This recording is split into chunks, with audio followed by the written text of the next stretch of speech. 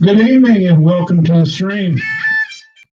What we have in store, whatever part of the world you're in, whatever you might be doing, welcome to the stream. Well, let's just see what we can get into today.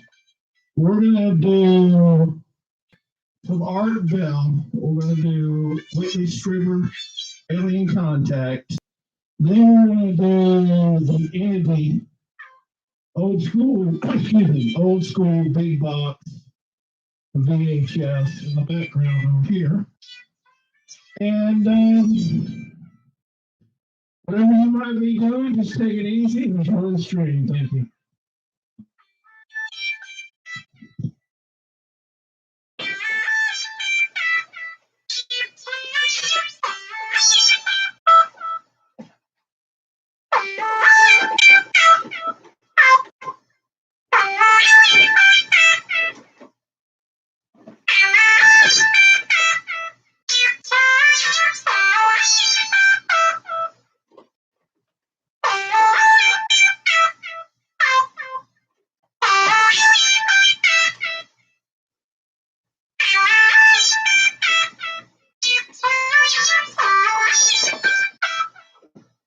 All right, we're going to try a different movie. For some reason, I guess that has expired.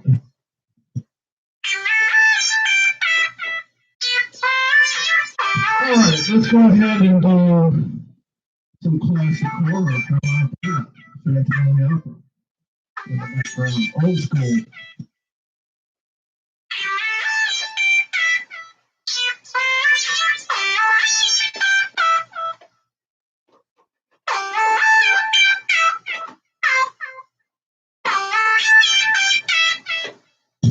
Y'all please enjoy the stream, and if you like it, great. If you don't, great. Thank you.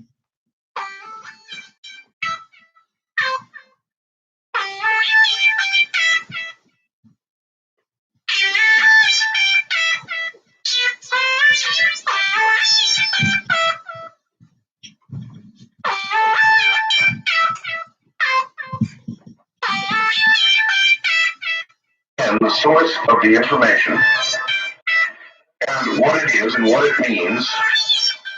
And then in the final 2 hours, we'll have Whitley Strieber, author of Communion and his soon-to-be released Secret School, and he will help us deal with this information. So that's the lineup.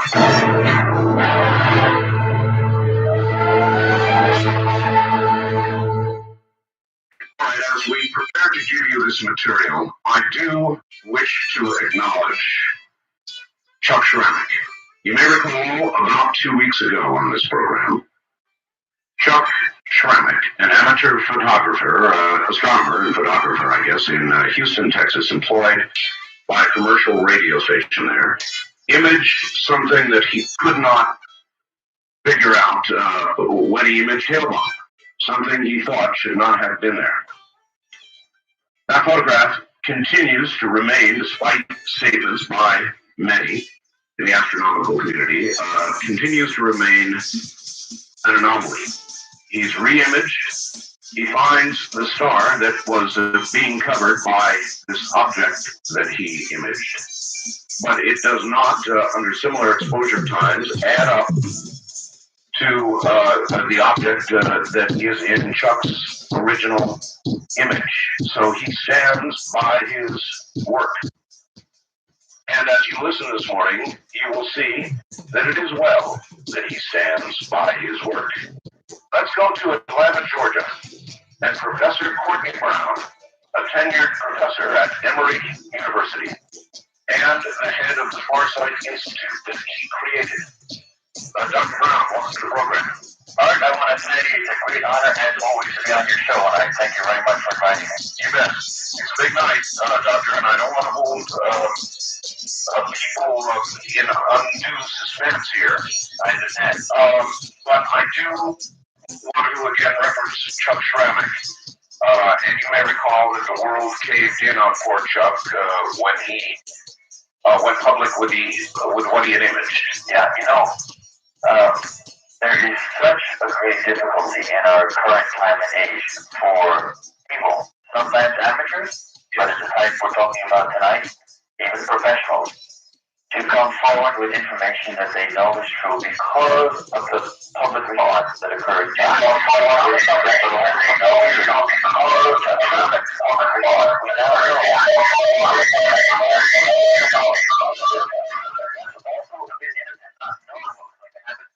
public response was so great, however, that my understanding is that soon after he released the photographs, he had to leave Houston and ended up going to another state just to get away for a while because of the criticism.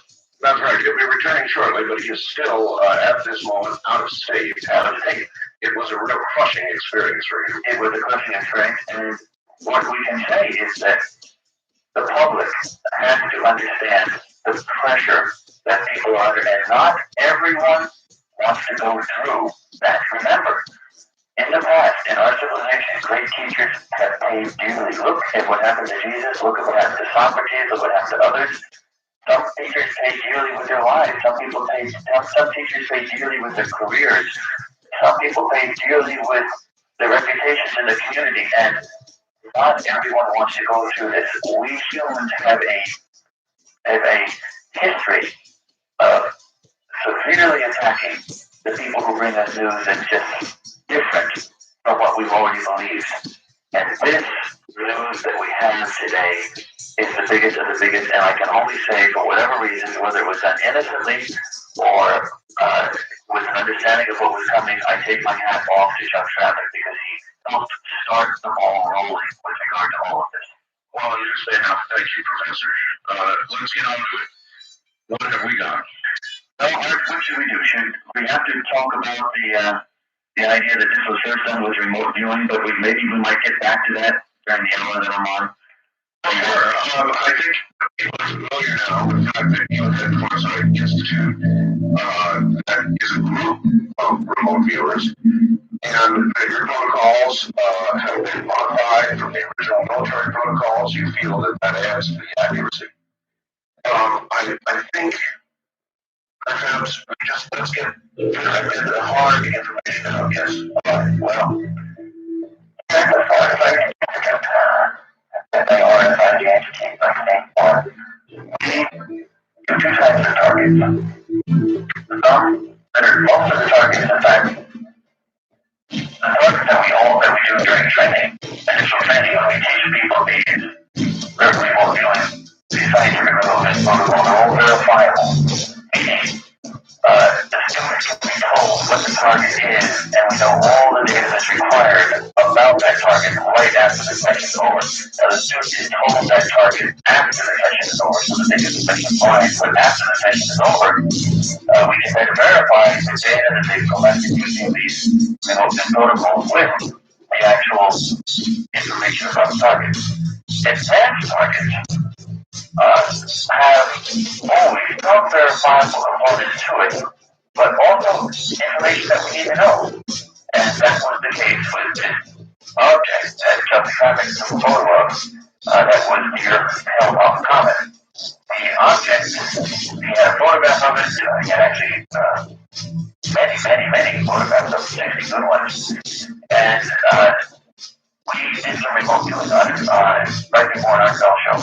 And that was 2 weeks ago. And we described the object in detail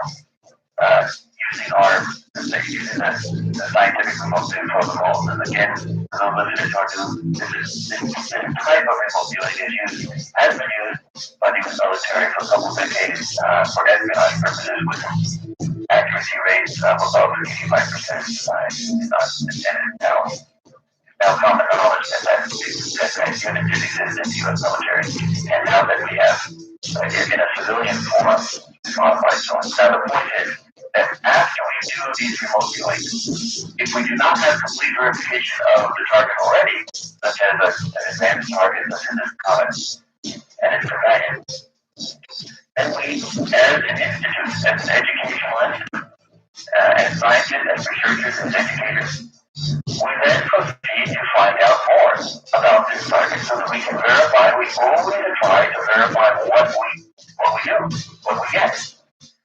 And so after the Arco show, remember the remote viewing was done literally that day, like hours before your last show. And in fact, you were reading us material that you had not previously read. Yeah, actually, right on the show. It was coming in, and you had just received it, and so you were just sort of going through it on the show. Well, after the show, we then started our normal process as an educational and research institute to verify what we got. So we called around and contacted some astronomers that were in the Big Ten, top 10 universities to get as much verifying information as we could, of course. And what basically happened is that we had contacted a number of astronomers. Many were very interested. They were all fighting with the implications that it would be if they were to get involved with any information dealing with this anomaly. Because of the implications that it could have on their careers, on what happened to Chuck Schumer, and so on. But some were courageous, and one in particular allowed us to share with us in confidence information that allowed us to confirm what our focus was. Basically, it was that the object that was near the comet was indeed photographed by the astronomer team. That the object had been photographed numerous times. It moves about. It is huge. And Rudy Scalabrini will actually describe in detail in the next hour about the photographs. He shared with us these photographs. And all right, let's stop there for a second and just go over that because it's pretty important. You have found an astronomer whose name we're not giving out right now. We'll explain why. At top 10 university, who has taken roughly, Doctor, how many images of how broadband it is? Well, he shared with us a number of rolls of film of these images, of which we found 5 really spectacular internet quality that had us up. Okay, this is not a amateur. This is a guy who is fully professional. Not only a professional, but someone with an international reputation, who has worked with the best teams on the most serious of projects. And Prudence will actually be talking more about a little bit about his background. We are not identifying the university, nor are we identifying the person, because quite honestly, that person wanted the weekend and perhaps more days to consult with his family and his colleagues about the implications of talking about this subject, because essentially of what happens to our society. Our society just goes bonkers, and it's a very serious professional decision to come forward with this information.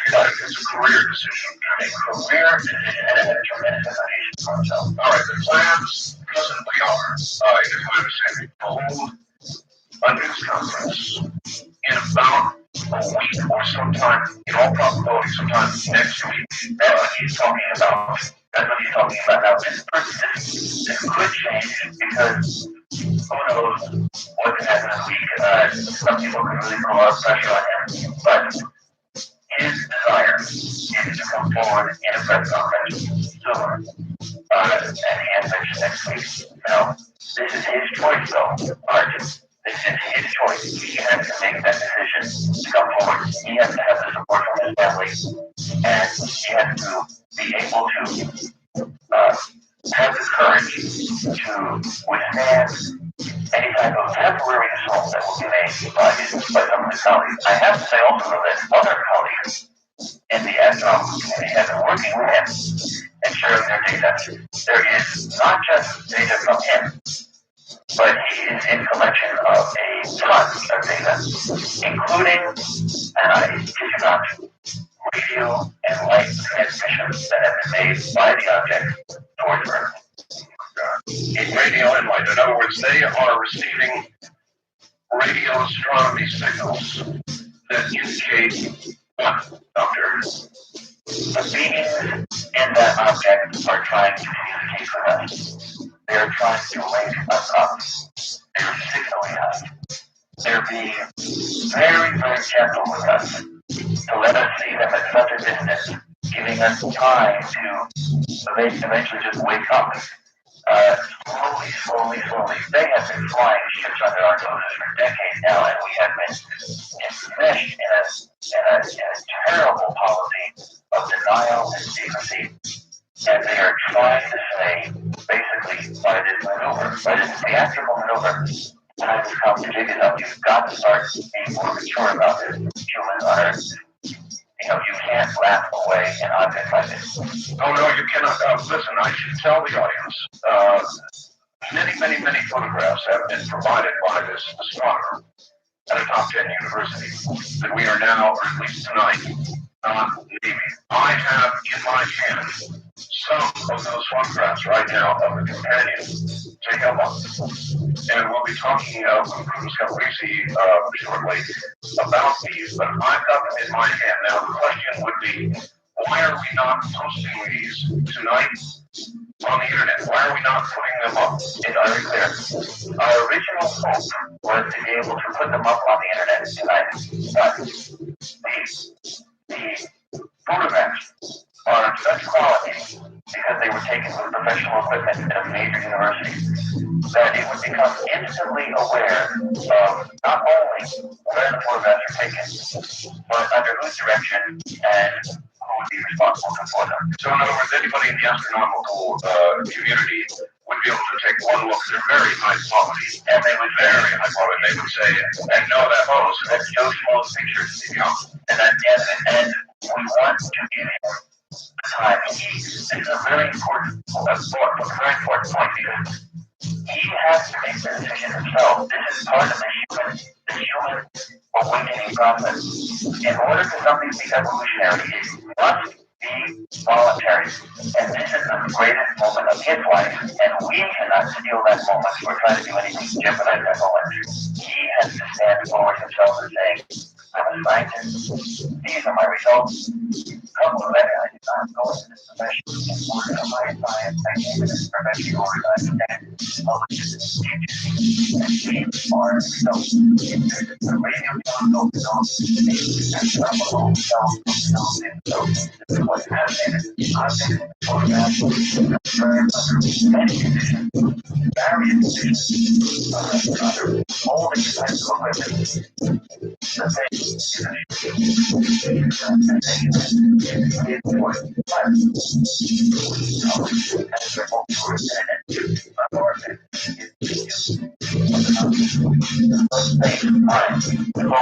This is our business, and we can do. We can call on people we know. There are a lot of us in this academic. We go to our friends, our colleagues, that we know in this department, and we can help when we need targets, when we need information about things that we have targeted. And we had to get confirmation that we were correct. And so what we are reporting to you, to everyone, is that as far as all the listeners are concerned, it still remains on the level of anecdotal evidence, because they haven't heard it yet from the astronomer. But we, at least, have heard it directly, and we now know that we were correct with the results. Let us briefly describe what is here. The photographs. Comedy Hale-Bopp with its corona using the photographs and directly behind it. Yeah, this is interesting, because when you run a subject photograph, the object can move out to the side. Probably, if I was guessing of the motive behind the ETs, behind the extraterrestrials, it was, we were giving them subtle hints hiding behind the comet for so long, and it's a very extraordinary comet, and Prudence, who has a very solid background in graduate physics, she will then describe in more detail, the nature of the thing. But the point is that we were not, even though these photographs have been around a long time, the information has been around, the scientific community was saying there must be something else, there must be something else, there must be something else. Why did the ETs move the ship to the side of the comet so there would be no ambiguity, and Chuck Brown just had to be there at that moment and took those pictures?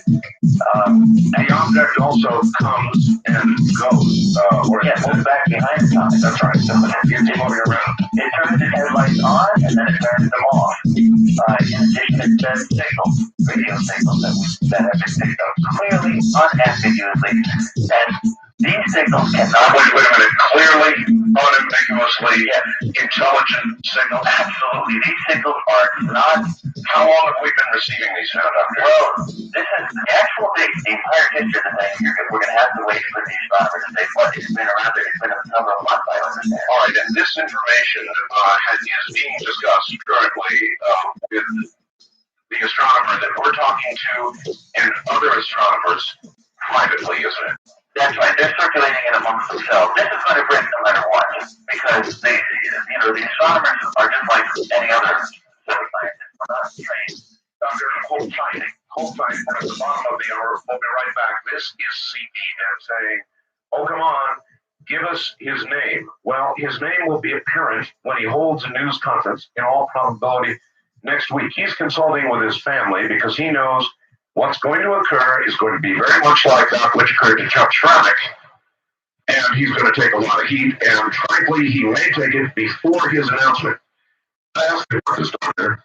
There are already rumors on the internet of what university this professor, this tenured professor, what top 10 university he is at. And those rumors are already on the internet.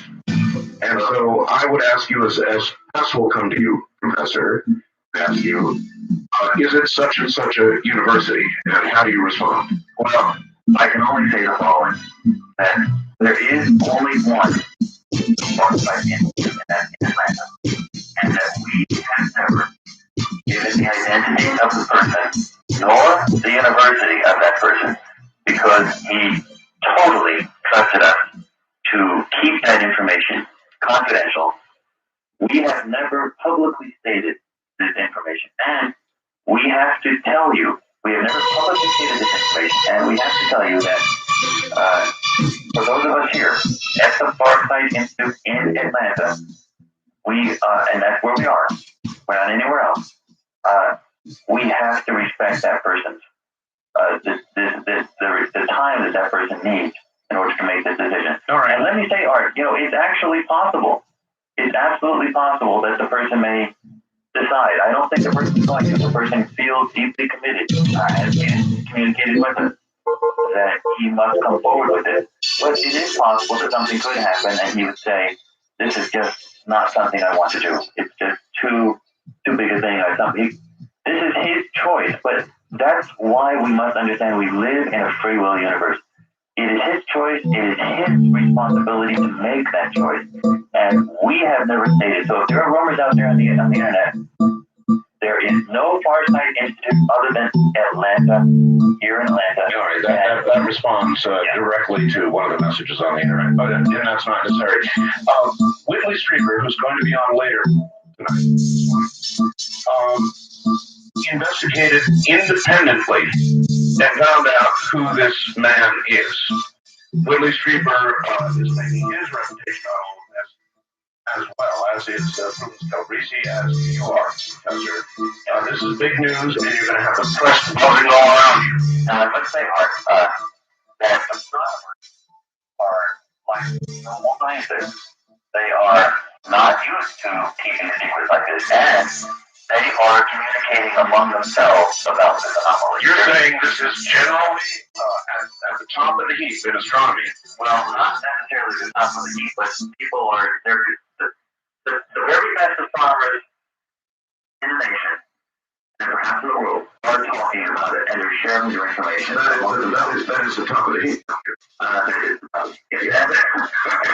they are, in fact, not going to be able to. Story will have to break eventually. They're not going to be able to keep it. But everybody is looking at themselves and they're saying, I mean, we even know from the astronomer that we've been dealing with, we've been actually dealing with calling a few others, but we've been knowing just from him that even he's saying that he's getting information sent to him from others. They're putting this together and they're talking among themselves. And again, this is not one source. We've got pictures from this gigantic telescope. I've done them. You've done them. Please done them. We've all done them. The only reason we're not putting it, again, we have been bound to our word not to release this man's name nor the name of the university until he's prepared to do it. He's talking with his family because he knows that all hell is going to break loose. And so I don't blame them. I'd be talking with my family before I did this too. By the way, I did talk to my family before I did this show. How about you? Yeah, actually, I have been in this business for so long. I've been telling my family what I was doing for the longest time because everything that's doing here at the bar site is busting down paradigms that they've got out there. And I have been taking the heat constantly. But I had to face the same decision with regard to the information that I published in Cosmic Voice with regard to the use of remote viewing and an accurate new technique for gathering data. I'm sure you do the science side. And I have taken the heat constantly, but every once in a while, a scientist has to face the fundamental condition of their life, which is what is more important? The reason that they became the scientists in the first place, to be true to themselves, or to run away from the truth just because of people that may be nearby that will not like that truth. And it has always been that in any collection of people who study science, no, brave ones come through and say, it doesn't matter what happens to my career.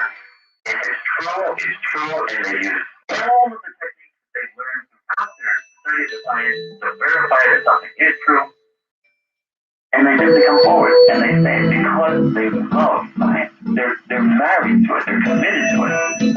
And that's what we're dealing with. We're dealing with someone who is decision that I and others have to make with regard to the whole area. All right, Doctor, let us clarify for a second. We've got the photographs from this astronomer, from this university.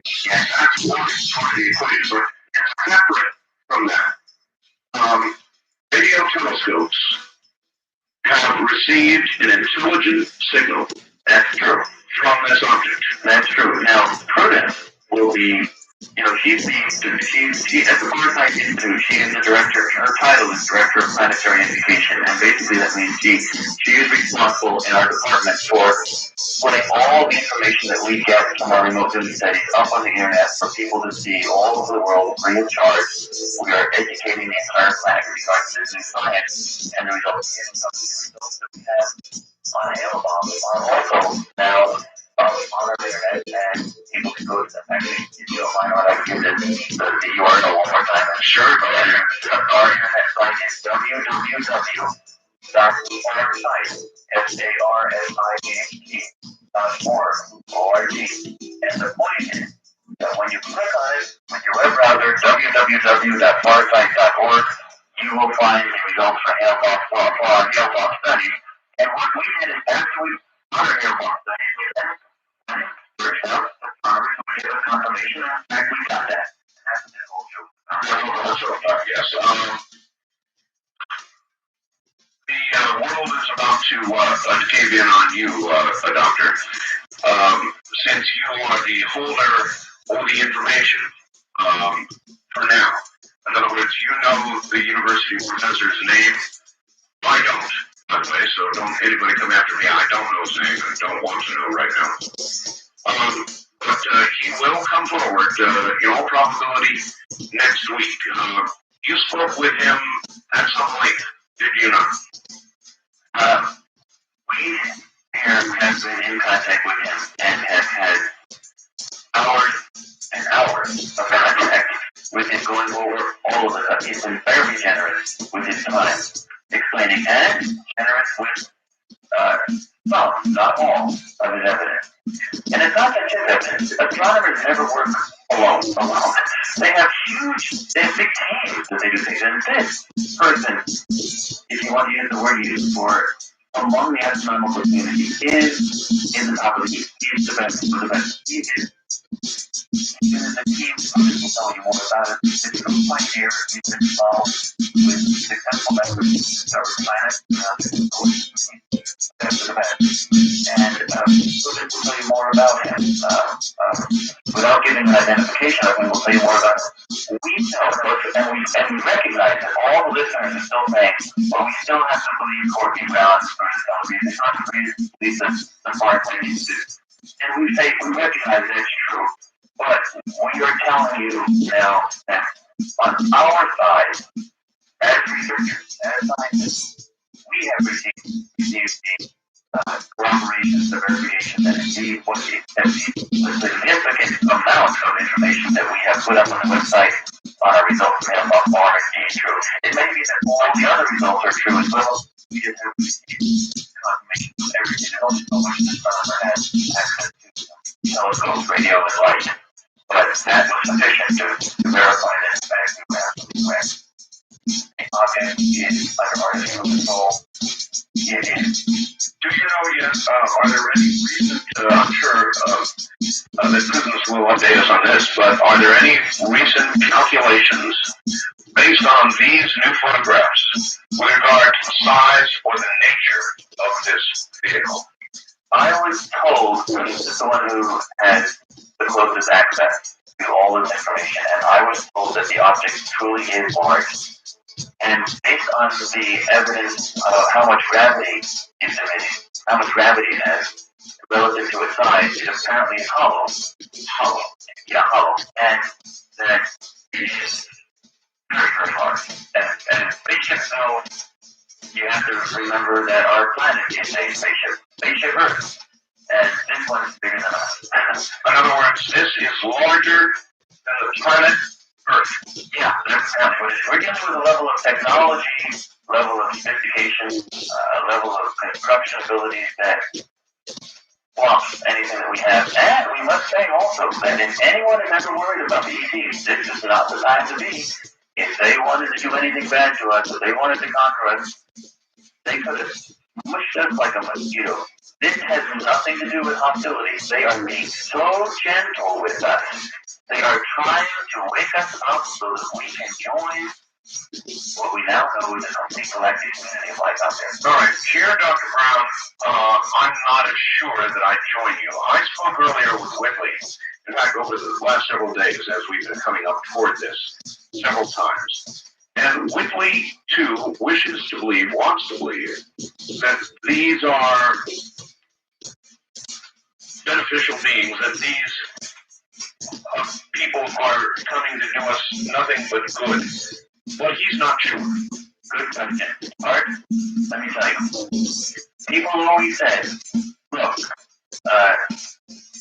we have demonstrated this remote viewing works under laboratory controlled conditions, forever. I mean, we demonstrated it and demonstrated it and demonstrated it. People just say, so many people just say, not everybody, lots of people have an open mind, but many, many people say, that's not enough. That's not enough. Finally, with a verifiable target, Yes. that is without ambiguity out there, we are now having confirmation that our remote viewing was correct. We can then say, well, look, if this isn't enough for you, that we know how to do this thing now, then, you got a problem. This remote viewing works. It's scientific remote viewing, a trainable mental procedure. But, Professor, And what we can now say is, if you want to know more about them, about the ETs, if you've gotten to the point where we can tell you information about this thing, and now you've got verified, then we can say, well, we have the other information about it as well. And the other information is that we know the beings that are involved in this ship. We know the beings that are involved in the attempts to communicate with us. is it not possible, though, that beings with this sort of technology, I mean, we're talking about ships larger than Earth, hollow, emitting solid light, moving around the cometary law. With that kind of technology, is it not possible that you know what they want you to know? We have gathered our data under various conditions so extensively using targets that are, getting targets that are the whole spectrum. We can only say that if there was an attempt to manipulate the information that we have, it would have to have been an attempt that was orchestrated by the whole galaxy. And it cannot be that the entire galaxy is all against us. It is just not possible that everybody, everywhere, could be conspiring against this small back corner called Earth. All right, then, with respect to the remote viewing, your assessment is these beings are benign.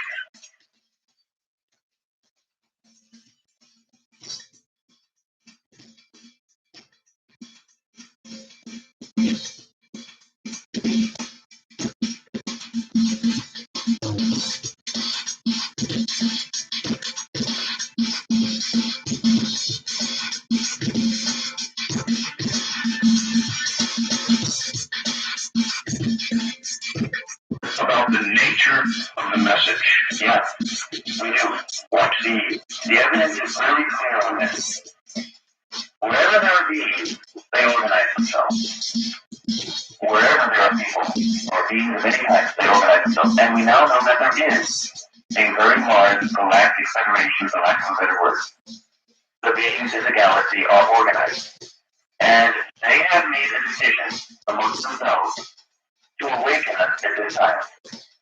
They have been slowly trying to do this. There has been tremendous resistance among the human population, forceful secrecy among our government, and it's been very, very frustrating on the part of the ETs to awaken us. They have decided, for various reasons that I may be talking about, we do every motion of information on this at another ARPO show, but they have decided that it is absolutely essential that we awaken now, and that they are doing their absolute best to make this as smooth a transition as possible. I can only say, Art, that they have been up against a very, very stubborn species. Doctor, do you have any idea what this vessel, this ship that we're getting light and radio signals from and have verified on photographic film here, what this ship is going to do when it gets near Earth? Comet Hale-Bopp will pass within 123 million miles of Earth in around April 1st. Well, you can rest assured that if they wanted to get to Earth in the next minute, they could. Anybody who can move a spaceship around as big as the size of a planet could easily get that. It has easy abilities because that spaceship did not come from Earth. It did not come from our solar system. In order to cover those distances, in order to get here and to go to this level of theater, this lonely approach, they wanted to be here, they could be here tomorrow, but they're not doing that. So the real reason, what we can say is that those beings are probably holding their cards. They play poker very well. They're probably holding their cards very close to themselves, and it's probably going to be a spectacular theatrical demonstration in the very near future. Any idea how soon? Well, it can't be very far off. I mean, after all, they minimally, they're floating in with the comet. Are you comfortable that the public reaction to this information is going to be positive? We are absolutely certain that we will get through it as a species. There may be some pandemonium, there may be some chaos, there may be a lot of people. To rip off the veil of denial of an entire species is a very traumatic event, but it's sometimes healthy. For example, you go to a doctor's office and you get a vaccine. Well, you have to be injected, and it's a little painful in the vaccine, but you do not get the various diseases that are associated with it. Sometimes a little bit of trauma and pandemonium is much better than the consequence. So when we say, is it going to be a little rough when we have to go through this psychological transition of recognizing that we're not alone in the neighbors? We have to say, you don't say, well, that's terrible, why are they doing that? But you have to say, well, what are the consequences if they did not do that? And if they did not do that, we have very good information. Yes, the consequences would be much worse. And they are trying to help us out. And they must force the issue on us now. They must get us past this very, very crucial point. All right, Doctor, you are an academic. You have been a college professor for a very long time at Emory, and so to you, this information, the photographs, the professor who's about to go public with a news conference, we're a little ahead of that. The information with regard to the receipt of a radio signal indicating intelligent life, the emission of light, is any of this ambiguous to you? None. Absolutely zero. It's absolutely right. There is no ambiguity about it. None. Zero. It does not exist. It is certain that this thing is not a rocket. All right. Doctor, it's going to be an interesting morning, and there are going to be many out there who are going to react with a wide spectrum of reaction, from light to joy to anger, and there is going to be some anger, Doctor. So I would say, prepare yourself for what's about to come. I can only say, Art, that we knew that we were getting into this before we came to this. I knew